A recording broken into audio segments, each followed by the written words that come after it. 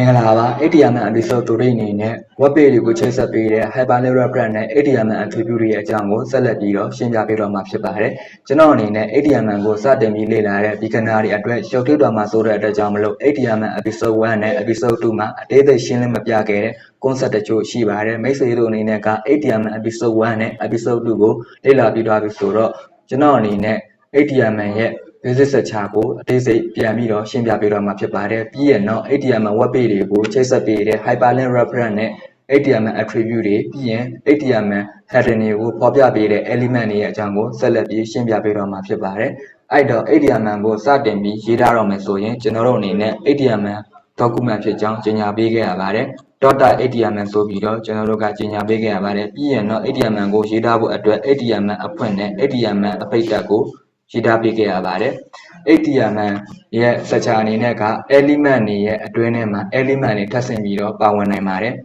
ATM, adrenema soyan, Pimasoyan, had that so video, had a appointment, had a bait so be, Power Mare, body appointment, body a bait so video, Power Mare, had a appointment, had a beta masoyan, general wabima. General what be yet, media information you go, Popia below Java, body a bait so you know. User ga browser မှာမြင်တွေ့နိုင်တဲ့ area တစ်ခုကိုပြောဆိုခြင်းဖြစ်ပါတယ်ကျွန်တော်တို့အနေနဲ့ဖော်ပြလိုတဲ့ content တွေကိုကျွန်တော်တို့က body အဖွင့်နဲ့ body အပိတ်ချားထဲမှာလာပြီးတော့ရေးပေးရမှာဖြစ်ပါတယ်ပြီးဒီမှာဆိုရင်တော့ A1 အဖွင့်နဲ့ A1 အပိတ်ဆိုပြီးတော့ရှိပါမယ်ပြီးရင်ပြီးthat အဖွင့်နဲ့ပြီးthat အပိတ်ဆိုပြီးတော့ရှိမှာဖြစ်ပါတယ်အဲ့တော့ဒီ element တွေတက်တွေဆိုပြီးတော့ကျွန်တော်တို့ကအခေါ်အဝေါ်တွေရှိနေပါတယ်ကျွန်တော်တို့ indicator ကိုစပြီးလေ့လာတာပဲဖြစ်ဖြစ်ဒီ computer science နယ်ပယ်ကိုစပြီးတော့လေ့လာတာပဲဖြစ်ဖြစ်ဒီလိုမျိုး different concept တွေမျိုးတွေ့ရှိရမှာဖြစ်ပါတယ်အမျိုးတော့အခေါ်အဝေါ်တွေကိုတွေ့ရှိရမှာဖြစ်ပါတယ်အဲ့တော့ဒီ heading ကိုဖော်ပြဖို့အတွက် A1 ဆိုတဲ့သူက element ကိုတုံးတယ် A1 ဆိုတဲ့ tag ကိုတုံးတယ်ပေါ့နော်အဲ့တော့ element နဲ့ tag ဆိုတာကဘယ်လိုမျိုးကွာခြားမှုရှိနေရလဲဆိုတော့ဒီမှာဆိုရင် ATM အတွင်းမှာ A1 ဆိုတဲ့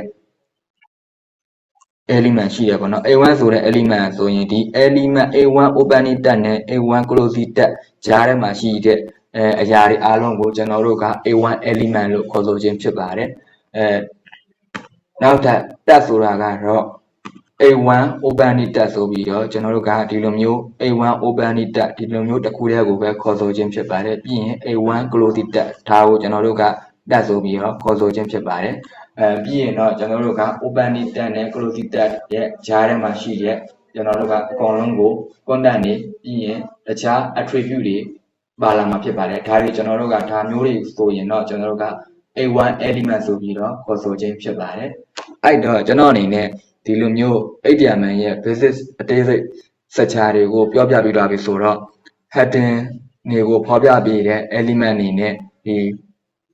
web page တွေကိုချိတ်ဆက်ပေးတဲ့ hyperlink reference နဲ့ attribute တွေရဲ့အကြောင်းကိုဆက်လက်ပြီးရှင်းပြပေးတော့မှာဖြစ်ပါတယ်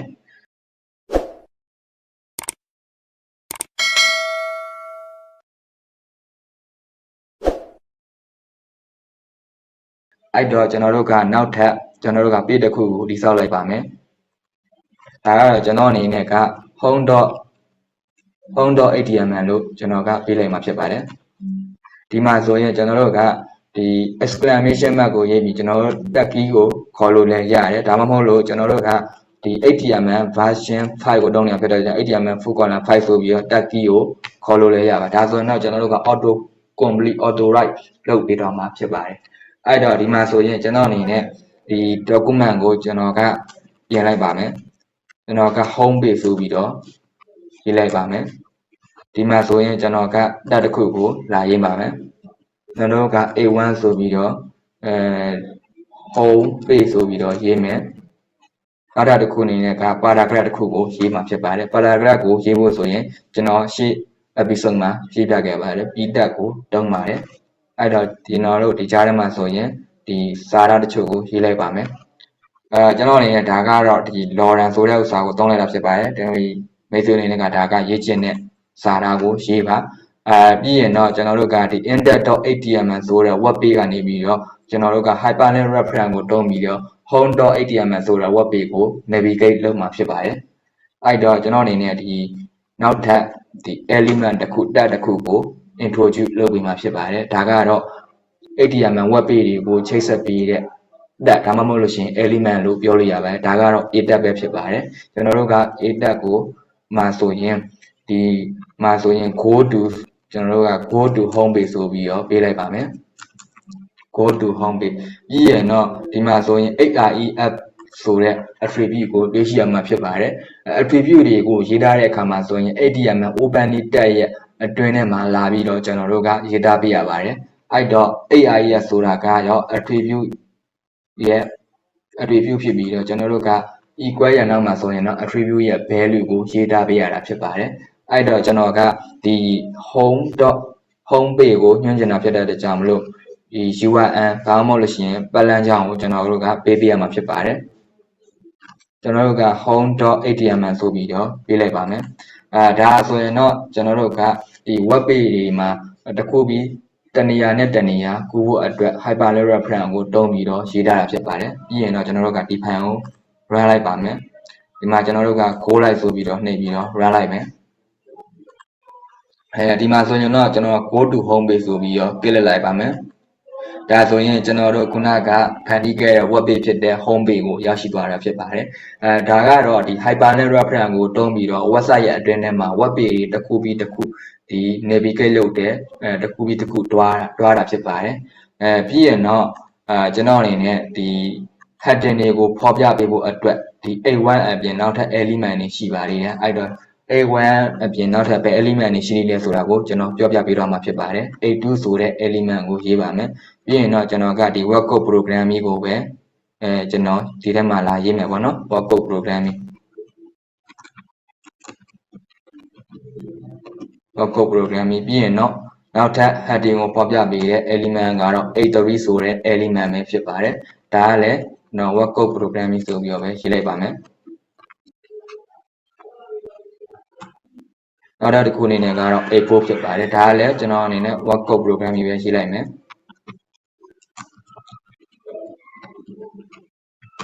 ပြီးရင်တော့ A5 ဒါလည်းကျွန်တော်က web code programming ပဲရေးလိုက်မယ်ပြီးရင် A6 ပြီးရင်ဒါကလည်းကျွန်တော်အနေနဲ့ web code programming ပဲရေးလိုက်မယ်ပြီးရင်တော့ကျွန်တော်တို့က web page ကိုတစ်ချိန်ပြန် run လိုက်ပါမယ် go လိုက်ဒီမှာဆိုရင်တော့ကျွန်တော်တို့ရေးထားခဲ့တဲ့ဒီ element တွေကိုတုံးပြီးတော့ရေးထားလိုက်တဲ့ချိန်မှာဒီ A1 ဆိုတာကတော့အကြီးဆုံးခေါင်းစဉ်ကိုဖော်ပြပေးတယ် A2 ကတော့ A1 တဲ့သေးတဲ့ခေါင်းစဉ်ကိုဖော်ပြပေးတယ် A3 ကကြတော့ကျွန်တော်အနေနဲ့ဒီ A2 ထက်သေးတဲ့ခေါင်းစဉ်ကိုဖော်ပြပေးတယ်ဒီမှာဆိုရင်တော့ဒါဆိုရင် A1 element ကိုတုံးပြီးတော့ရေးထားတဲ့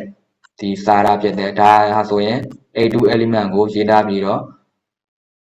ဖော်ပြထားတဲ့စာရဖြစ်တယ်ပြီးရင်ဒီမှာဆိုရင်တခြားဒီအောက်မှာဆိုရင် A1 A2 A3 A4 A5 A6 ဆိုပြီးတော့အကြီးဆုံးကနေပြီးတော့အသေးဆုံးတော့เนาะ A1 က element ကိုတုံးမယ်ဆိုရင်ခေါင်းစဉ်ကိုအကြီးဆုံးဖော်ပြပေးတယ် A2 ကတော့ A1 ထက်သေးတယ် A3 ကကြတော့ A2 ထက်သေးတယ် A4 ကတော့ A3 ထက်သေးမယ် A5 ကကြတော့ A4 ထက်သေးမယ် A6 ကတော့ဒီ heading တွေထဲမှာအသေးဆုံးelement ပဲဖြစ်ပါတယ်အဲ့တော့ဒီလိုမျိုး heading တွေကိုဖော်ပြပေးဖို့အတွက်ဒီ element 6ခုရှိပါတယ် A1 to A6 ဖြစ်ပါတယ် A1 ကနေ A6 အထိရှိပါမယ်ပြီးရင်တော့ P ဆိုတဲ့ element ရှိပါမယ်ကျွန်တော်အနေနဲ့ဒီ video lesson မှာဆိုရင်ဒီ hyperlink reference ကိုပြောပြပေးခဲ့ပါတယ် web page တွေကိုချိတ်ဆက်ပေးတဲ့ hyperlink reference အကြောင်းကိုပြောပြပေးခဲ့တယ် heading တွေကိုဖော်ပြဖို့အတွက်ဒီ heading element အမျိုးမျိုးရှိတဲ့အကြောင်းကိုပြောပြပေးခဲ့တယ်ပြီးရင်တော့ attribute တွေအကြောင်းကိုပြောပြပေးခဲ့တာဖြစ်ပါတယ်ဒီမှာဆိုရင်တော့ hyperlink reference အလုံးကိုတဲ့ A element ဆိုတာကိုတောင်းတယ် A element ရဲ့အတွင်းထဲမှာဆိုရင် attribute တချို့ကိုတွန်းခဲ့တာဖြစ်ပါတယ်နောက်တစ် video lesson တွေမှာဆိုရင်တော့ကျွန်တော်အနေနဲ့ attribute တွေရဲ့အကြောင်းပြီးရင်တခြား HTML element တွေအကြောင်းကိုဆက်လက်ပြီးတော့ရှင်းပြပေးတော့ပါမယ်ကြည့်ရှုပေးတဲ့သူတိုင်းကိုကျေးဇူးတင်ပါတယ်